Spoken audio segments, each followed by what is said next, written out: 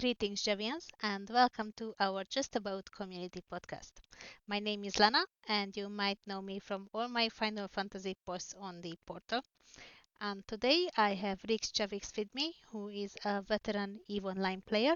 And I was thinking that since we have the second year of EVE Online starting on Just About, we could talk a bit about the journey of EVE Online since it's been running for about 20 years now. And I don't know much about it because when Eve came out, I was very much into another MMO and I didn't have time for two. And then I pretty much forgot about it until I actually saw it on Just About. Oh wow, really? Wow. So have you actually ever played Eve at all or No, I never played Eve, and it's quite surprising because I do love starships and all the space setting. I played Star Trek Online for a while, but as usual with these things, when it went free to play, that pretty much killed what I loved in the game. yes. And then I got into Final Fantasy, so didn't really have time beside that to play anything else. But if I would have time and I was a full-time creator, I would give Eve a try because it looks pretty good. Yeah, it's funny. I know you're a big Final Fantasy player, and it's kind of the opposite for me because I enjoyed a lot of Final Fantasy until I got involved in Eve, and then Eve kind of crowded a lot of other like very time-consuming gaming out of my life. So I never really got into the MMO version of Final Fantasy, which is kind of a shame because I know a lot of people who really enjoy it. It is very good, and it's also a long-running MMO, not quite as much as Eve because it's been around for 10 years, a bit more if we count the first version of it as well. But Right. I think we will find some similarities between the two, how they could survive so long and how the games have changed through the year to keep up with the demands and expectations of the modern gamers. Yeah, yeah. I'm guessing that most MMOs share some similarities, right? I mean, they kind of have to, the way they're structured, the way they're put together, the way they're built, and what they offer their players, and how they keep engagement going. I mean, that's really the kind of the biggest trick of all is for especially for longevity. I mean, how do you keep players engaged and activated over such a long period of time? Yes, and I think it will be the same in Eve as well, that the players who have been playing from the beginning, they are interested in different things, they want to see different things, and a new player might not be interested in the same things. So it's a kind of finding a balance to keep it still interesting and new for existing long time players, while also providing a fairly easy route in for new players to catch up with the rest of the community. Yeah, I mean, I totally agree with that. It's a very challenging situation. And it always has been for Eve, especially because Eve is often, when people say, "What is it that you do in the game?" there's probably, I mean, who knows, a hundred or 200 different answers to that question, depending on who the player is and what their interests are. It can be quite confusing, and it's been challenging for CCP and for players to kind of quantify those different career paths and what is available to an aspiring player when they come into the game. Like, what do I want to do? How do I want to achieve it? And what kind of path do I want to go on? And then of course to align all the skill training and other, aspects of how to pursue that kind of a skill path, but then also to, keep the door open for, alternatives because I know even from myself, my initial, getting into the game and where the path has led me is not, it wasn't a straight line, of course, much like life itself, right? I mean, you start out wanting to do one thing and things open, doors open, and you end up taking different paths along your career. Exactly, and that's one of the things I love in Final Fantasy, and that's why my answer to what is your favorite game, what is your favorite cozy game, it will be the same Final Fantasy because it has so many different aspects in one game. I can just enjoy a story or go play with other people. I can do a relaxing, easy content when getting home from work and I'm absolutely tired, or I can go into some challenging high end raids. And there's also exploration, crafting, housing. There are people who, after finishing the story, don't do anything else for months, just design housing interiors, and they pull out projects which are using the housing objects in a completely different way than they were intended. So, for example, there are no modern furnishings in the game, but they will place existing furniture in a way to build a completely modern apartment in a fantasy world, and it's absolutely amazing. And then you That's have the awesome. other players who will be not doing anything else, just getting into the raids every day for 8 hours.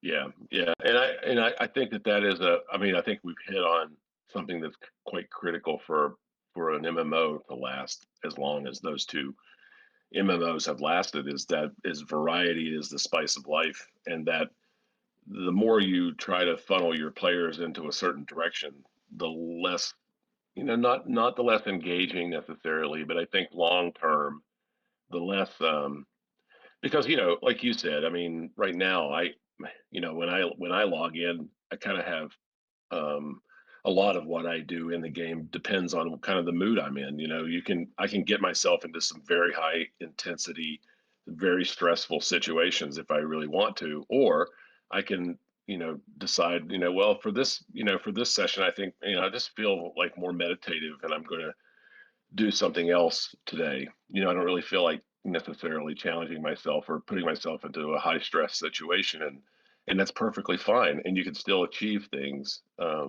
depending on what you want to do with yourself at that particular moment, and still feel like you're progressing and adding something to the universe, which I think is kind of critical in keeping a large scale population happy for such an extended period of time. Yeah, I think what I would love to do if I would start playing Eve now is just go and explore the galaxy, the space, the different planets, what there are. Probably I would keep it last to engage in combat with others because I'm just that curious type who enjoys the surroundings and all the beautiful graphics what they put into these games these days. Yeah. Yeah. Yeah, I know a lot of players who do that, who don't engage in combat at all. Who just do exploration and make their money that way. Who just enjoy flying around, seeing the different parts of the universe, and opening up the different sites. You know, I mean, probably the most famous version of that is Katja Say, who was the first person to travel to all of the star systems in Eve and got a Guinness Book of World Records notification for that, which is pretty cool. And that no combat, never lost a ship, traveled all over the universe, and so that's neat that there's you can find your niche in very very specific sort of side things that were never intended. And I think that's one of the things that's great about Eve as well, and I'm sure it's true in Final Fantasy to a certain degree as well, is that certain creative players have been able to use the mechanics in ways that were never intended to be used that way by the creators. Yes, we also have these in some high-end raids. A normal party composition would look like you have two tanks, two healers, and four damage dealer DPS classes. And people were doing challenges to complete these raids with only tanks or without a healer. And it's knowing the content perfectly, knowing the job what you are playing perfectly, and they are receiving such a mixed opinion. Like some people, like myself, are in complete awe that I'm happy if I can complete that content the way it was Right. intended to be done. And then these guys are pulling out these tricks from out of nowhere. And then other people just got absolutely mad. And I don't know why, because it's an impressive achievement. it's not hurting any of the other players. You are still doing the content the way you want to do, but it's amazing that people will find these little ways to play a game differently than it was designed and have even more fun than they would have normally. Yeah, I totally agree. Yeah, we have a gentleman, a player in my corporation who, he has decided that, or he decided years ago that he wanted to become really, really good at PvP, but you only using ships that were intended to be used for industry, mining ships and transport ships and ships that were definitely not intended to be combat ships. He's gotten quite good at it over the years, and that's just fantastic that somebody can, hey, I'm just going to play this game this way, and this is what I find challenging, and make it work for them. It's pretty exciting, and if the creators don't like that or want it to move in a different, then they can label that an exploit and change it, or whatever. But for the most part, CCPs tends to take a more of a caretaker role, in the universe, and doesn't necessarily, very often at least, get involved in the details like that, which is good. Same with the Final Fantasy developers, because our producer said on interviews before that he often watches these special projects and he's amazed what people can do with the game, and he even congratulated some people on their achievements when they met on FanFest. And I think that's a very nice thing, and one of the things why I love this community and the creators of the game so much, that they want to engage with the people who are playing the game. They want to understand them. And each expansion, we are getting something which is pleasing for one player type. And then in the next expansion, you will get something which is preferred by someone else. So over the years, everyone will find content what they like. Yeah, I have to say, Lana, it's excellent to have a chance to talk to you today. I've watched you talk about Final Fantasy quite a bit on the Just About forum on Discord, and I don't often get a chance to talk to someone who's just as passionate about another game, because most of the most of the people I talk to are very passionate about Eve Online, and I don't often get a chance to talk to another human being who's as passionate as you are about another game, which is kind of is very refreshing, because I didn't know a lot of this about the Final Fantasy MMO. It's very interesting to me. I feel the same because, like I said at the beginning, I didn't even know that Eve was still running. So if I wanted to Right, get right, into it without just about, I would have no idea where to start. But now, if I ever get to win the lottery and retire early or something, I know that, oh, right. we Maybe have you these amazing you have a people here. you have another universe to enjoy. Yes. So That's awesome. if I would get into Eve now, would there be any content what is not available anymore because the game changed in a way that the content got removed, or like the story in it progressed in a way that a planet blew up, so I'm never going to be able to see it anymore? There there's not so much of that.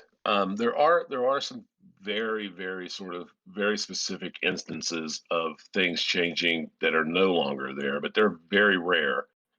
In fact, we have quite the opposite problem. Is that when the game started, let's call like 2003 to 2008, sort of the first stage of Eve. There's a lot of content from those first 5 years that has been expanded upon or added to the game. So now the game is much, much bigger than it used to be.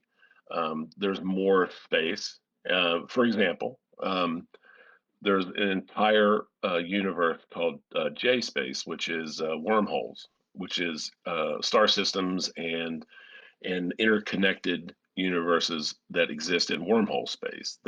That whole universe did not exist from 2003 to 2008 when the game first launched in the first 5 years.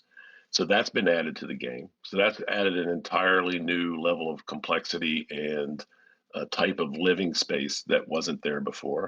And I could go on too. There's systems called Podfin, which were taken over by a race of beings called the Triglavians and converted into a completely different kind of space that has its own set of rules and experiences and is very dark and mysterious and kind of evil. And it's pretty cool space to be in. And you can go on from there. There's more too. There's more sites and more. There's the abyss.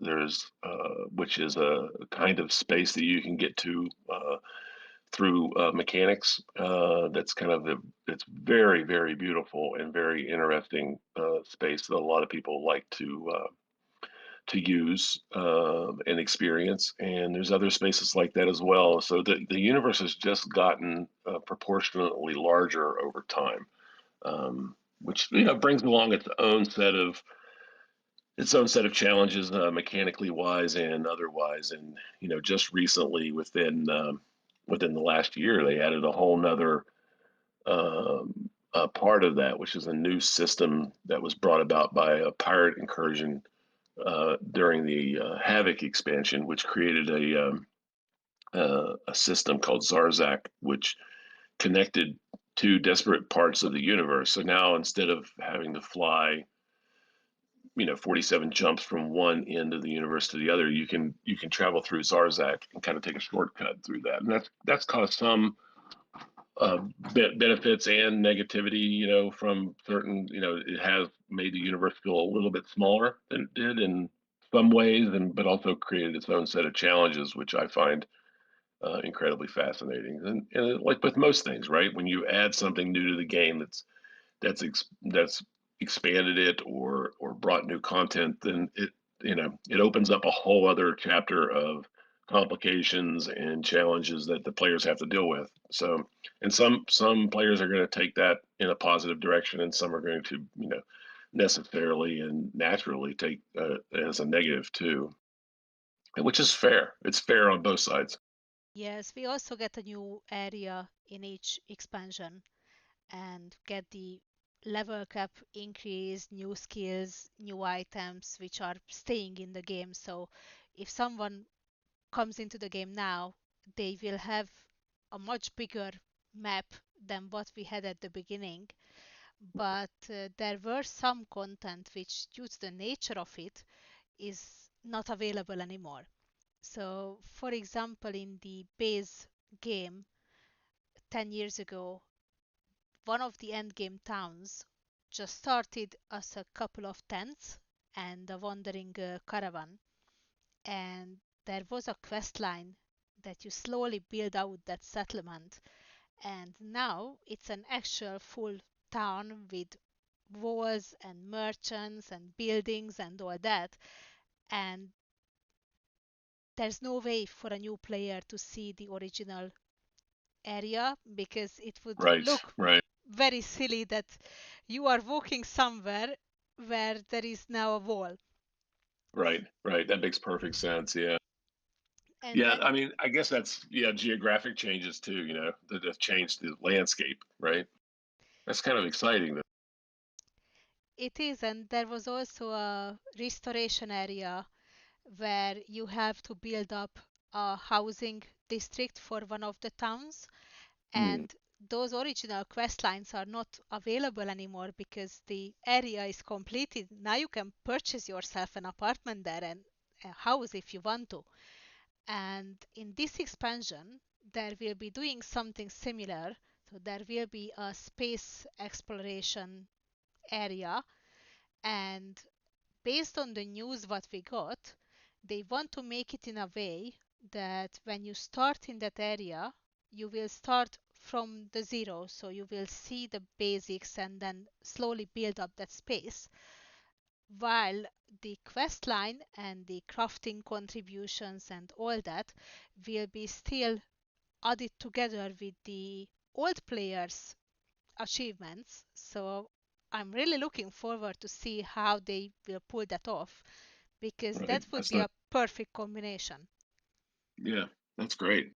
Yeah, I guess I completely went right over probably one of the largest examples of that I could have brought up, which was back in 2016, and it was an expansion called Incarna, which was promised to bring ambulation to the universe of Eve, characters that could walk around in stations. And it had been promised for a number of years leading up to Incarna. And when it was released, it basically was limited to a room in the station, and you couldn't open the door. You could just walk around with your character, looking at screens, and you were alone. You had no interaction with other players, and you were able to walk out onto the gantry to look at your starship in the station, but otherwise you were trapped in that room. And there were other things involved with Incarna, which was, some attempts to microtransaction some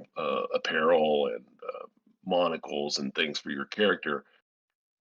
It wasn't received very well, and very well. By very well, I mean basically there was a riot.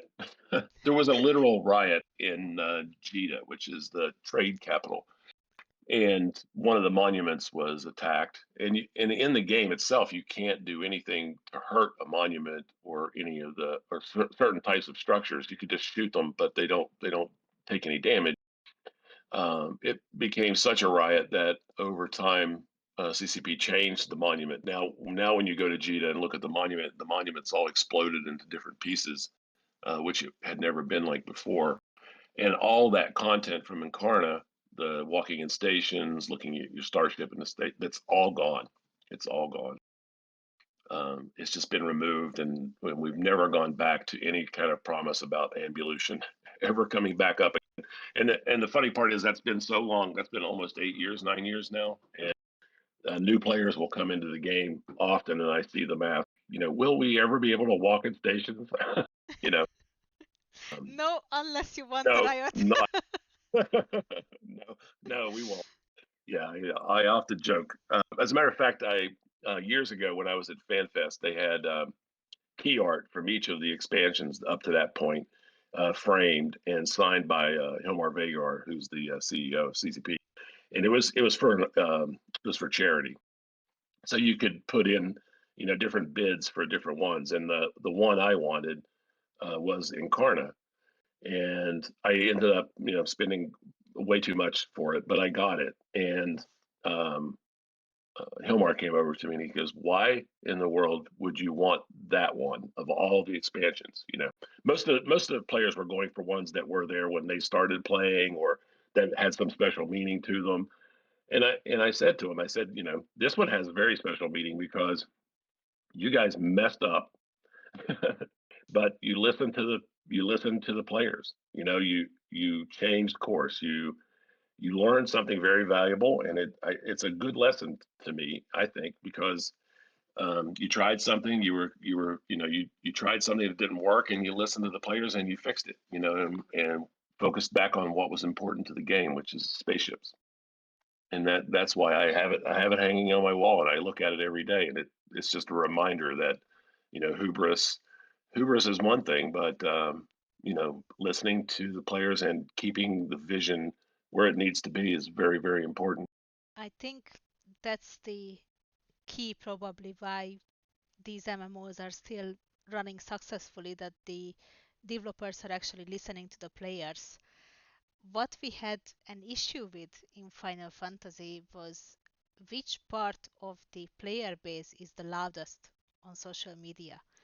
Because the developers, whenever they saw an opinion, a criticism for a content, they took that very seriously and they tried to fix it. They tried to please the players.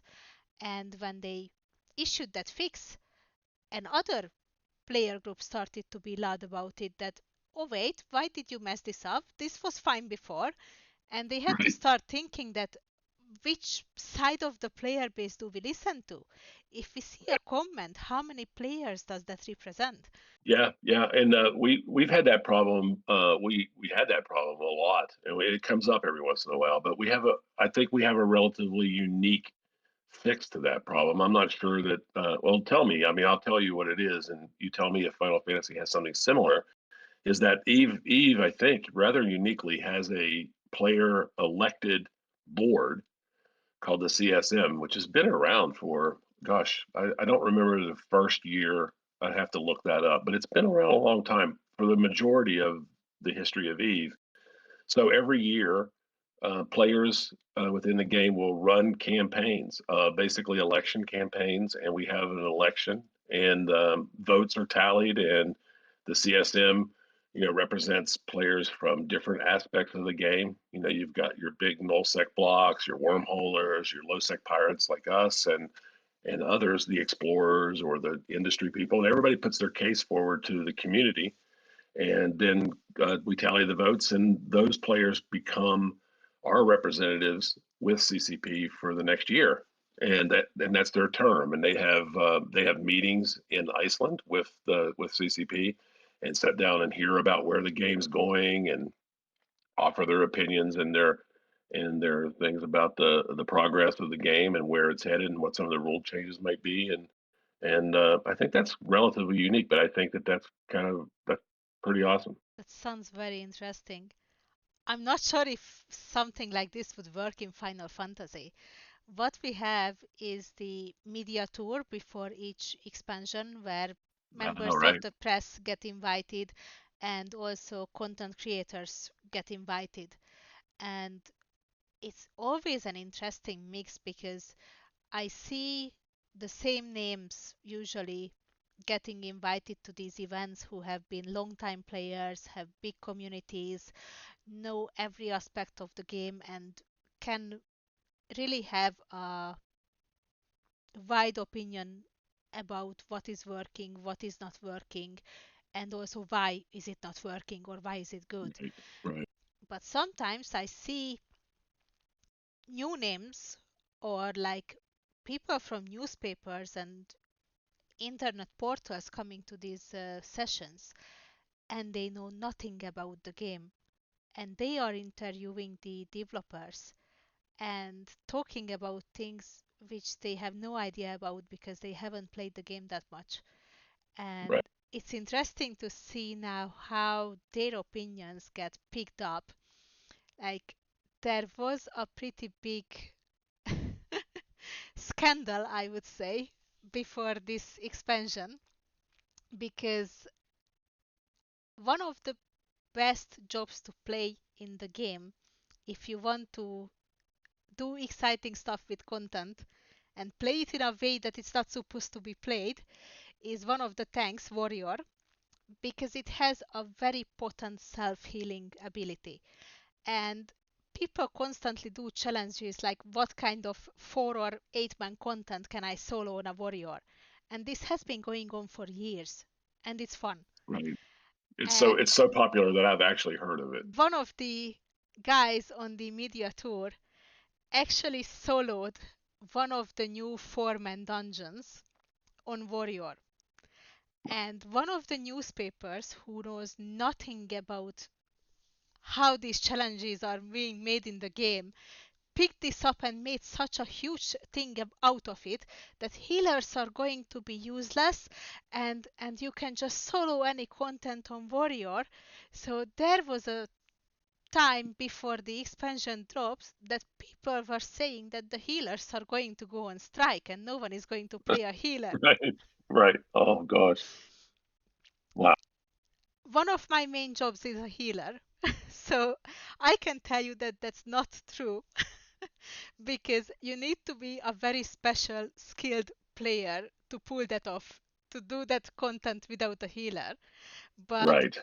this is a prime example of someone just writing something for the sake of the popularity and not actually having any knowledge of the thing what they are writing about.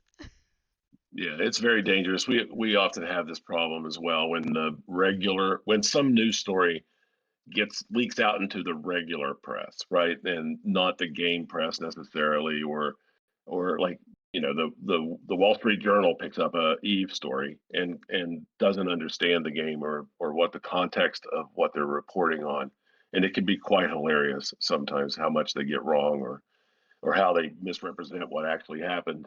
And but I can see where that can often be dangerous. I guess you know from the Final Fantasy's perspective, they're more leaning on influencers and people who have communities, to help, which makes sense. I mean, you have to stay. I guess there's always a downside or a potential downside to doing it that way. But I guess you have to stay as relevant as you can possibly try to. And I think that's the other challenge too. And I think one of the things that I've become a little bit more aware of over the last few years with Eve too is that the gaming landscape itself. These games have been around for so long that the gaming landscape itself is starting to shift under their feet. And maybe a lot of the things that we took for granted, 20 years ago might not be as popular or, maybe what young people or new people coming into the game are looking for. Things have people have changed, their expectations have changed and can a game like EVE Online or Final Fantasy, keep up with that changing landscape in order to stay relevant. Yes, I think we will have something similar with the way the game's story is being told, because I'm not sure if Eve has any story to it or how the quests are linked together, but Final Fantasy has a main storyline running, and that basically takes you through the entire game. And the story arc, which started 10 years ago, ended with the latest expansion. And now we are starting a completely new story. We don't know how long it will run, how many new NPC characters we are going to get, how many new locations there will be, or anything. But Mm. in the previous one, there were things said in the game 10 years ago, which only got a resolution in the latest expansion. So, like Wow. 8 Nice. years after the release of the game. And I haven't finished the current expansion story yet, but I've been reading people mourning on Twitter mostly that there are plot holes in the story and it's not finished and it's poorly written. And I'm not sure that these people realize that this is a live service game, it's a running story. You will see and hear things now which might only get a resolution years later. And I think the newer player base who started to play like 2 or 3 years ago and got a constant story to play through, they don't realize that that story was released in installments and they are expecting everything to be resolved right now. And that's not going to happen. Right. And instant gratification is not necessarily a well-known aspect of an MMO, right? I mean, um, character development, skill training, things like that can take a long time. And that was often one of the more surprising things to a new player who, and it was for me as well. Eve was the first MMO that I ever played, and um, I an entire lifetime of playing video games. But video games are, you boot up Crash Bandicoot or Mario Brothers, and you start playing with a controller, and you figure out how the rules work, and and MMOs don't work like that. And that took me even some time to get used to back in the day when I first started playing it. Because this is more of a long, stretched out. It's going to take some time. Kind of a there's no end game to it really, unless you create one for yourself, which some people do. But Yes, and I feel like this will be probably the biggest challenge what the game will be facing going forward, that they might have to shorten down the time for a story's conclusion, or maybe make it clear that we didn't forget about this storyline here. We will get back to it later. We are leaving you there to cook for a little bit now. yeah, maybe just more communication, and then more and maybe help set the expectations, to help manage them a little better.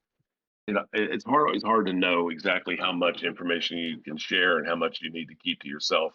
I'm guessing as a developer, and how much the players need to be aware of what things are planned and what's coming in the future to keep them excited, to keep them on the edge of their seat, and to keep them plugging away at whatever it is they need to be doing.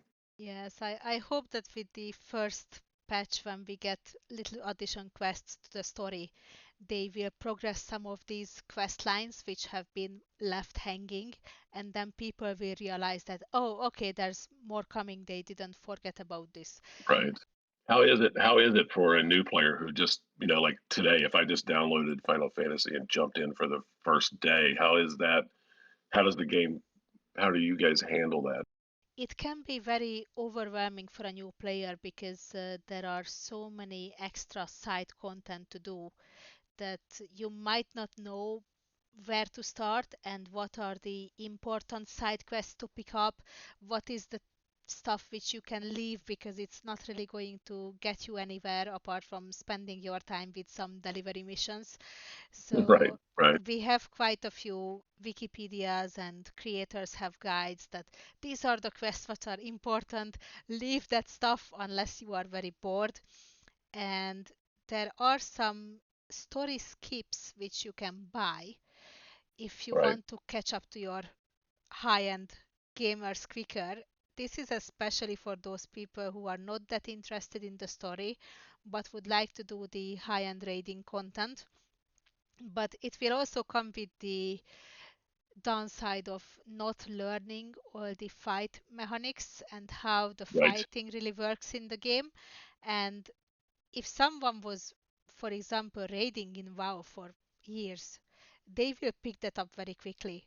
But if someone who's not that skilled in MMO skips the story or skips the level of the character, then I'm not sure what kind of experience they have. So I don't suggest to anyone on the first playthrough really to skip the story because it's really the base and spine of the game. Yeah, I agree with that. We have the same problem in Eve too. With there are ways if you want to do it, where you can skip some of the more boring aspects of long-term skill training. Because skill training is kind of the framework on which Eve is built. It progresses at a certain speed, and there are ways to circumvent that a little bit. But those people, those players, are pretty obvious in the game when. Someone's flying something they're not supposed to be in yet, built based on their age. So a lot of times we'll see, a character who's in a capital ship, for example, a carrier or something like that, which is usually 3-4 years down the road, and they've only been in the game for 3 or 4 months, and we know immediately that they've been skill injecting and that they're probably not experienced at running that ship, and we often take advantage of those players and get them into situations which they shouldn't be in. Um, but generally, I think it's the same challenge, right? It's coming in can be very intimidating. There are people like myself who've been playing the game for 16 years that you have to compete against. But like I often say, I mean, I try to give good advice on this. We have frameworks and there are tutorials that are available to young players which are of varying success, but they're definitely better now than they've ever been in the past. And Eve has built in some mechanical issues mechanical solutions that have helped. There's a whole new um, thing that's called the AIR system, AIR, and it stands for something I can't remember off the top of my head, but um, it's there. It's got a skill tree, and it's got here's a ship, and here's how the skills go to get to that ship, and so that wasn't in the game, 2 or 3 years ago at least, and that's something new that can help new players as well. And there's obviously huge communities within the game. There's corporations that train young players, like Eve University and others, and there's support and video, and just everywhere you want to look, there's help available, which is great. And the community's filled in a lot of those blank spaces for players as well. And then now, we also have alpha players, which are free to play.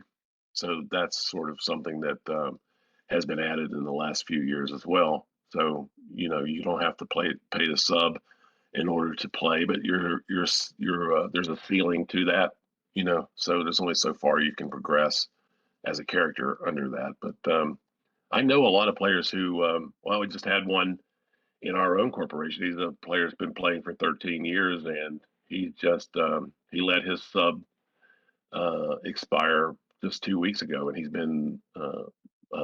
still plays, but he's playing as an alpha character now for the last couple of weeks, and he's really enjoying it. It's kind of self-limiting, and he finds that very, very challenging to do and to keep his play style going, but being self limited by the limitations of skill points and the kinds of shifts he can fly. He's kind of finding that to be a lot of fun. So I don't know how much longer he's going to do it or be able to, but he's kind of enjoying it for now. We also have a free trial where you can play the base game and the first two expansions without paying the subscription, and that's very popular, and we got a lot of new players because of that. And it's always interesting to see when the game progresses a bit and they add extra content to that free trial Right. which you can play, and suddenly these new players just appear in an area where they haven't been before and they know nothing about it. It also has its limitations, so you can't uh, join free companies, like can't be in a guild and can't trade directly with other players. Right. But Right. still, for someone who just wants to try the game out, it gives a pretty full experience. That's good. I think that's important. I think it's important for Eve too, and I think it's important to keep the bar of entry as low as possible. To let the player explore and see what the game is about without having to commit to a year long subscription or a monthly subscription. Uh, I know I've sold Eve to a lot of people, and it's easier now than it ever was before because I can say, well, it's free to play. All you have to do is download it, and jump in, and see what you think. I didn't know that there was a free to play option to it. I might give that a try if I have a Yeah. bit of See, free time. I'm selling it to somebody else now. Please tell me that I don't have to look at spreadsheets. I think you'd enjoy it. I do. It's different. It's not. It's weird. It's not character based, really. I mean, and that's one of the things I love about it is that you are the character. There's no representation of you on screen really. It's mostly spaceships, and there's avatars, there's a picture, and you can see your character in 3D if you really want to, but you generally don't bump into that very often in the game. And it's you actually projected onto the screen, which I think is kind of unique in a way. I'm not sure that that's had a lot to do with its longevity, but I find that rather unique in video gaming. It's where your character isn't visually represented so much on screen as it is in your own head, and that allows your imagination to really craft the type of character or the type of person you want to be in the game, which is kind of unique in a way. I don't know. Eve is an odd bird in many ways. It's maybe not necessarily as universally loved as I think it should be, but I think it's just a very odd structured thing that came out of somewhere uh, 20 years ago, and it's kind of just can't hung around. It's really awesome. I think when it originally came out, the other big MMO competition would have been World of Warcraft. So it kind of in a balance that you have World of Warcraft with playing a character and all that fantasy stuff, and then you have Eve, which is more like a strategy type. Right. Yep. Yep. Yeah, and also when Eve first came out, it was and it was from Iceland.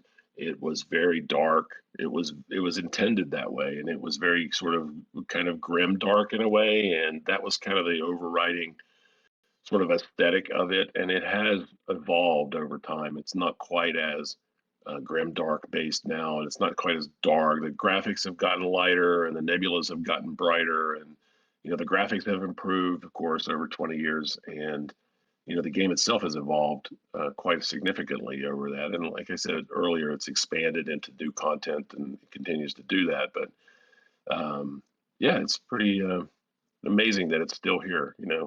21 years here in a little bit. So it's crazy. What kind of interactions you can have with new players? Can you do like missions together, or if I would start now and enter like the basic starting area, would that be empty or would there be like high level players there as well, or how does it work? Well, I haven't done that myself in a while, but based on what I know from others, yeah, you start out in rookie systems. There's system depending on the kind of the empire that you choose for your character. Each one of those has a system that you start in, and there's an in-game tutorial that kind of talks to you and walks you through the basics, and you can engage with that, or you could choose not to. You know, if you're already an experienced player and you know what you're doing, you don't want to do that. But so you can turn that off or do it. But I recommend that most new players at least run through most of the tutorial because the game's controls and other things are explained to you, and it helps a lot. Um, but yeah, there are communities and corporations and alliances that are specifically set up for young players. Um, and I always, recommend players join, especially new players who are real new, join those corporations because they're set up. They have Wikipedias, they have, instructions, they have missions, they have fleets that are set up uh, for people just like you who are just new to the game. And so there are a lot of systems in place for that. And then, mostly, I think most of us who are veteran players are always on the lookout for, trying to help as much as we can new players when we see them in space. I know, we're my corporation's a whole bunch of bloodthirsty pirates, and all we really do is, PvP and blow up other people's ships. But even in that context, I often, even just last week, I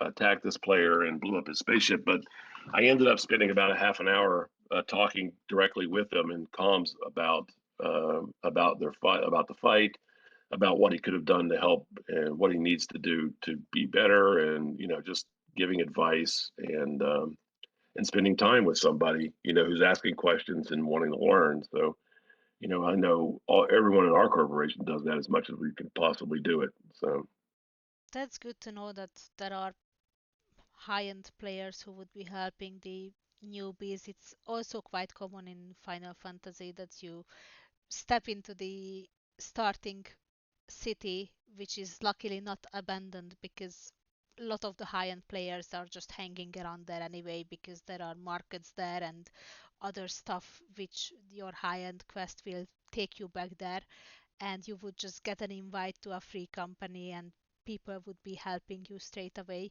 It was very useful when I wanted to see how the community is on the Japanese servers, and I started a character there, and I was in the town for 5 minutes and someone just threw an invite at me like, "Hello, I see you are new. From your name, I can also see that you are not Japanese. We welcome any type of people to our company and we will help you and let's go and do stuff together." So that was a very nice that's experience. awesome. Yeah, that's great. Yeah, that's great. And also, most of the battle content in Final Fantasy is party based. So you have 4-man dungeons and 8-man trials and raids. And it's always a worry in long running games that the older content is not accessible because there are long queue times and waiting for a party, and this is very nicely designed that you can team up with players from other servers as well, and you don't have to find those players. You just sign up for the duty and you will get randomly assigned players to you. And these dungeons can now also be completed with an NPC party. Obviously they are not going to do as much damage as players would be because they don't have AoE skills, so they just single target the enemies, but it gives you a chance to go through those low level, older content dungeons, which people would normally not do anymore. If you want to play with players, that's also an option because we have daily roulettes, which will give high end currency what the high end players will be spending on their armor, but for that currency, they can be thrown into any dungeon, even on the Oh wow. first one, and Oh nice. their level gets synced on, so they are the same level as the newbies in that dungeon, and then they can go and help them. Wow, that's pretty cool. I like that. That's a great system. It is, and actually, it was quite. Uh, an eye-opening experience when I went back to Aeon to play it a little bit when they released the vanilla version again. And Aeon doesn't have a system like this, so you had to find people to go into dungeons. And everyone just wanted to speedrun the dungeons, so they were not taking you with them if you were a newbie and you didn't know where to go Right. and what You to would do. only slow them down. Yeah, and that made me realize how fortunate we are in Final Fantasy that we have this system where basically the high-end players are also in a way forced to have the new ones and the new people are not left out of the content. Yeah, it makes you feel like you're part of something even when you're new, right? And that you don't have that feeling of being left out or excluded because you're new. Kind of nice to be invited to be part of something even when you're not necessarily the best player when you're just starting out. That's really cool. It's Final Fantasy, and people who played the single player Final Fantasy games might not be into MMOs, but they want to play the story. So, this is also helping them to have as little interaction with other players as possible in battle content, so they can just go through the story in their own pace and enjoy it without having being rushed through the content. That's a great idea. I like that. Is Final Fantasy on a single shard or is it server based or how does that work? It's server based, so we have European, North American, Japanese, and now an Oceania data Oh, center. oh, okay. And within those data centers, there are multiple servers, and people from the same data center can play together. They are experimenting with a system where you can travel between data centers, so the Oceania one is one of the newest ones, and we don't have that many players on it. So they were testing it out that from other data centers, people could go over there and play with the people on that data center to help them get people for the content. And it was working very well and was nice experience to play with people who might have a different culture because it's very different how the Japanese, American, or European players are doing the Right. content. Huh, that's fascinating to me. Yeah, see, Eve is a single shard, and we don't have servers. Or there's just the server, and it is up and running 24 hours a day, 7 days a week. So even while you and I are sitting here or talking on together, the Eve universe is running in the background. Things are happening, and I'm not a part of it because I'm not logged on. But the universe is moving along without me right now, and that brings along its own sort of special connections and things because it's just an ongoing storyline created by players that has been going on for a little over 20 years now, and if even if you're not there, it's still moving forward. It's kind of cool that way. So what happens to your ships when you are not logged in? Can you set them like on a course and then they will arrive there by the time you log in tomorrow morning? You could do that. I wouldn't recommend it. Generally, my like for me, my ships are safely docked in a spaceship station, so no one can access them but me when they're in a space station. So Oh, I see. So I can send my ship on a mission, but I might log in to find the wreckage. Okay. yes, yes, yeah. If somebody detects your ship on scan, they might want to find out what you're up to and go look at it. And then if you're not there, they might blow it up or whatever. Yeah, I wouldn't recommend leaving it. Although sometimes I've done that, and it's very scary until you get back into the game. But That you never know what might happen when you're not there. that's interesting. It has its own charm. Yeah, I think so. I think it's kind of neat. It was a learning experience for me over the years, and to get used to it, and to really appreciate the narrative possibilities that all of us, all the players who have ever played, um, over 5 million people at this point, I think, since the beginning, all have contributed to and shared in the same story together. That's kind of neat. some people more, small parts, some larger, and some whatever, but it's all the same story, and it's kind of a cool thing. It is indeed very cool. Maybe I will give it a try if I get a little bit of free time. Yeah, First, I mean, I often find myself these days when I FC a fleet every week on Saturday at a certain time, and I find myself sort of answering lore questions or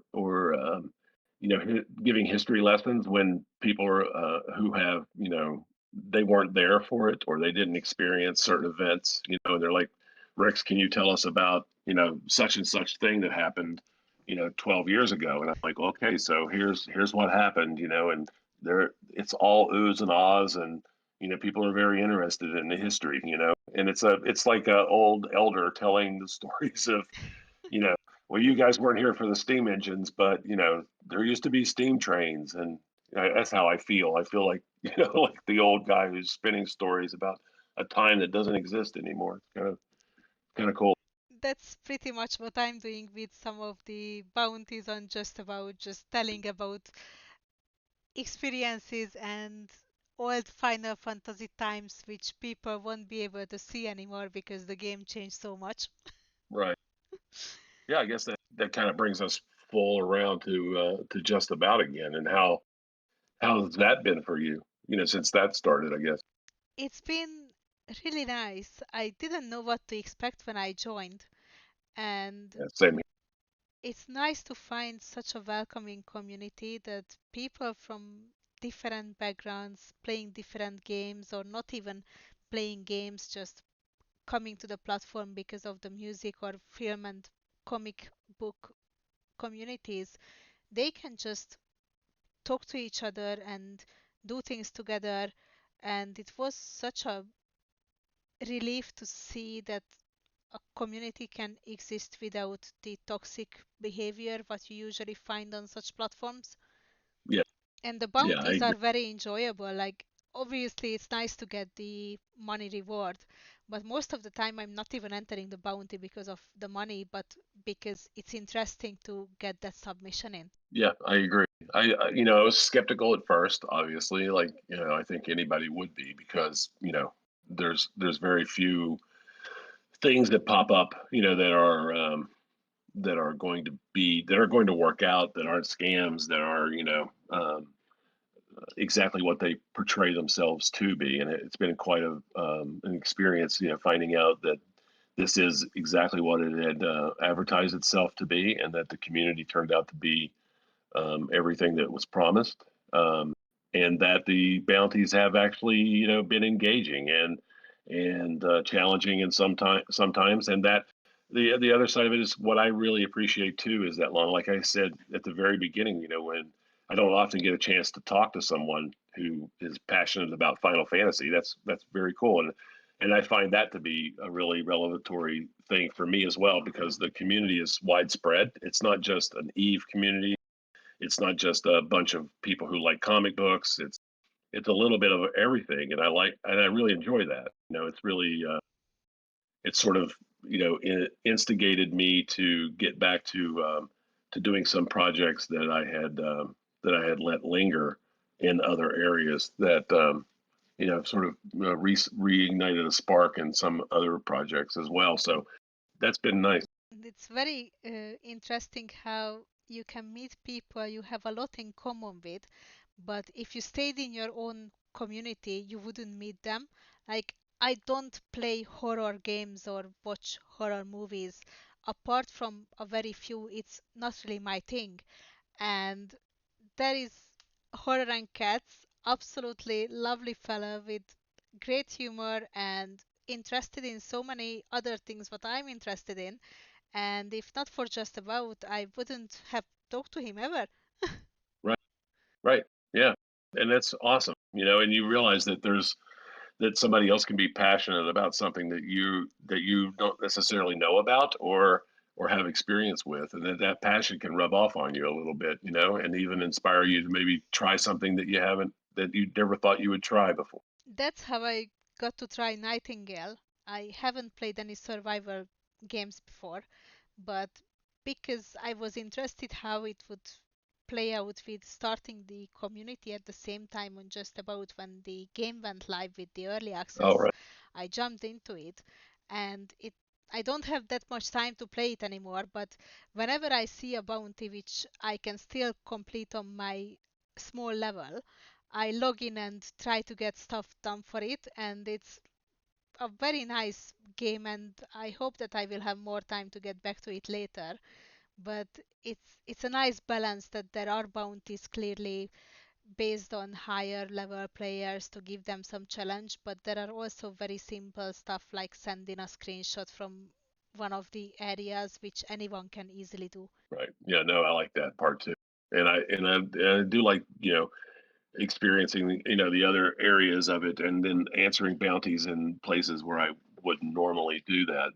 Like even in tech, I'm even in technology one, and I don't really keep up with that as much as I should or as much as I used to, but it's still nice every once in a while to engage with that community as well, and just share some love for technology every once in a while. And how are the bounties with Eve? Are they like a mix of anyone can do or very specific ones, or are they more for the experienced players? No, I think very much like you said with Nightingale and with Final Fantasy. I think that they've been surprisingly all over the map. I think that it's certainly a welcoming community as well, and that um, a new player or a more experienced veteran, or and also not only just from a skill or an experience level as well, but also various interest, right? People who are interested in creating content like videos, or like we're doing right now with a podcast, or writing a song, or write a poem, or share some screenshots, or so there's activities and bounties have been all over the map, which I think is really great. They're doing a really good job of balancing all of that. And then every once in a while you have something that's like the $500 one, which was insanely complicated and very in depth, that probably wouldn't be something for a newer player, but it might give a newer player an avenue into something that they might not normally have tried before. So that's very exciting as well. Yeah, I was just reading that bounty and didn't understand anything about it, but it definitely looked like a very nice, rewarding task for someone who has years of experience playing the game. Well, and don't feel bad, because there were parts of it that I didn't understand either. And I've been playing for 16 years, so there's parts of Eve that I don't really engage with very often, and that when people tell me about it, I feel like an idiot. It's like, oh, is that a thing actually in the game? And they're like, yes, and I'm like, oh, okay. I don't think there's anyone alive who understands the full complexity and breadth of Eve Online. I don't think there's anyone who can claim to do that. You tend to get very specialized over time into your own little corner of the universe, and that's fine. But yeah, there's a lot going on in other places which I don't know anything about. Well, I hope that the second year cooperation with Just About will go well for Eve.